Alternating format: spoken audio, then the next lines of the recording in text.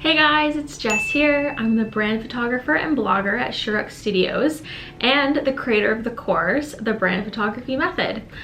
In this course, I teach entrepreneurs and bloggers how to style and capture brand photos all on their own.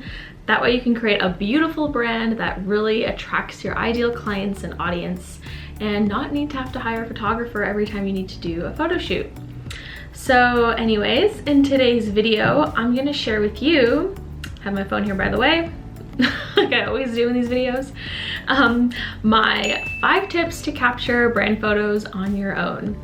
Because people always ask me, Jess, how do you get such nice photos of yourself? Like, you're not the one taking them, so who is helping you? And I have some tips that always work for me to get like really awesome shots, and kind of breaks down my own process.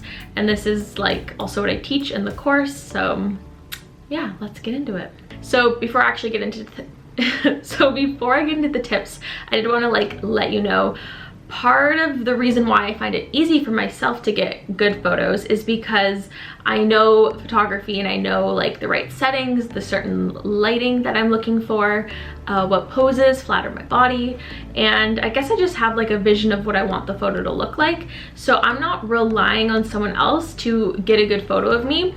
I'm taking it upon myself to really envision what I want and just be able to communicate that to whoever's helping me capture this shot.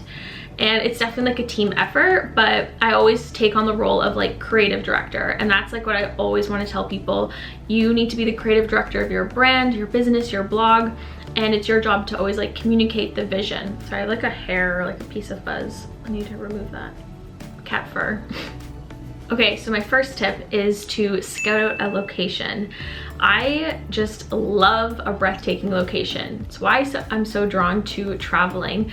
But when I have like a beautiful backdrop, whether it being in another country, or I found a really cute cafe or a beautiful wall mural, I find I don't have to then do too much to make this photo look good, because the location looks on point. Like, it's beautiful. So it's harder to mess up then when you have something gorgeous in your photo, or just something very interesting behind you.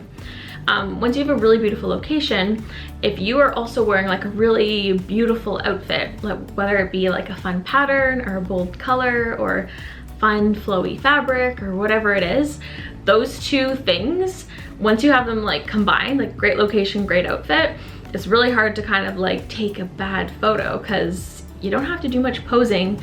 The lighting just needs to be like pretty good and bright and decent. You don't need anything really fancy. And yeah, it's gonna turn out really nice. So that's, I guess, what I think about when I'm getting a lot of my travel photos. Once I know like where I'm shooting, sometimes I'll just think in advance, oh, we're going to, I don't know, a cool architecture or something in nature. And I just think, what color would look good here? Or what did I pack that would be just like really complement where I'm going? And then together they just like work really well. And yeah, I don't know, the photo just turns out well, I guess. But that leads me to my next tips. And once I find this beautiful location, like I said, I like to give a lot of like feedback and communication and instruction to whoever is helping me take the photo, because sometimes they don't know photography, and you know, I'm kind of just working with whoever I have with me.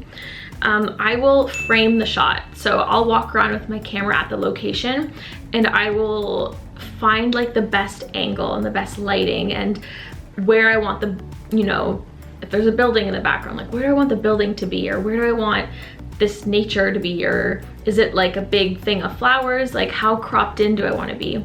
So once I frame my photo, I will take a few test shots, and then I will show them the back of my camera and be like, okay, I want the photo to look like this. So I will, you know, be like, I want it cropped, you know, of me like waist up, and then this is what I want in the background. So then they already kind of know like, oh, okay, she's already kind of figured it out, and they can just stand where I was standing when I took the photo, and then I will take it upon myself to go stand where I want to be. So my third tip is I will adjust my settings before I pass my camera off to whoever's taking my photo. Because like I said, sometimes I'm working with whoever I have with me, which could be a friend, my sister, my mom. I've literally passed my camera to a stranger and asked them to take a photo of me. So someone that I was trusting, don't worry. but I will set my settings. So that may mean I need to change my ISO. I notice it's getting a little bit dark outside, or I will increase my shutter speed, or whatever it is that I need to do. So again, once you have like that basic camera knowledge and you know like what settings to use, the angle, all that stuff, you don't have to worry about relying on someone else to do that. You literally can just hand the camera and it's good to go. So then the next thing I do, especially when someone doesn't know how to use my camera, is I will just show them how to focus, because that's really the only thing that I need them to nail that I cannot fix afterwards. So every camera is going to be a bit different for how you focus it, but once you understand how to use your camera, that's the thing that you're going to need to show them. So mine has like a little red dot or like a little tiny square when I look through the viewfinder, and I always tell them like, I want this dot to be above my face, and you need to half press because that will make sure it's focused on me and not anything else in the frame.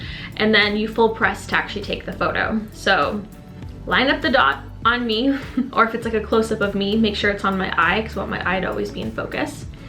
And then, yeah, I don't know, that's pretty much it. It's pretty straightforward to focus, I guess. But yeah, you just want to make sure you show that to them, because you can't fix a blurry photo in post. Okay, my last tip is to do a variety of poses. So you found a beautiful location, you figured out the perfect angle and you framed your shot, you've demonstrated how, the person can use your camera and focus, and you've already adjusted your settings for them. So now it's your job to go in frame and then do whatever pose you were planning on doing. Sometimes the person can give you some feedback if they're like, oh, move like this, it'll look a bit better, or whatever, or like come closer or go farther. But I will just do a variety of shots, because I know from experience, not every angle is gonna look great. Some might be maybe a bit blurry, or they might misfocus, or I'm just gonna look weird, like it's like a mid laugh or turn. It's gonna be like one of those awkward moments that they captured. So I don't know, you do a variety and you hope a few turn out. And I guess that is really my whole process of when I'm trying to get content for myself. So yeah, I hope you guys found those tips helpful, and it really just broke down my thought process when I'm, capturing my own content. But if you want more tips, I have this free brand photography masterclass. It's 1 hour long. It's like a taste of what my course is like. So if you are wanting to learn more about how to determine your own brand identity and what makes your brand unique from other people in your industry, if you're wanting to learn about creative direction and how to tell a story in your photos, what brand photography is and how it can help your business, and how to use all your photos to create a gorgeous online presence, I teach all of that and more in this 1 hour masterclass. So it's quite thorough. If you are wanting to register for that, the link is down below. But yeah, thanks guys so much for watching, and don't forget to like it and to subscribe if you want more content like this. But yeah, otherwise I'll see you in next week's video. Bye.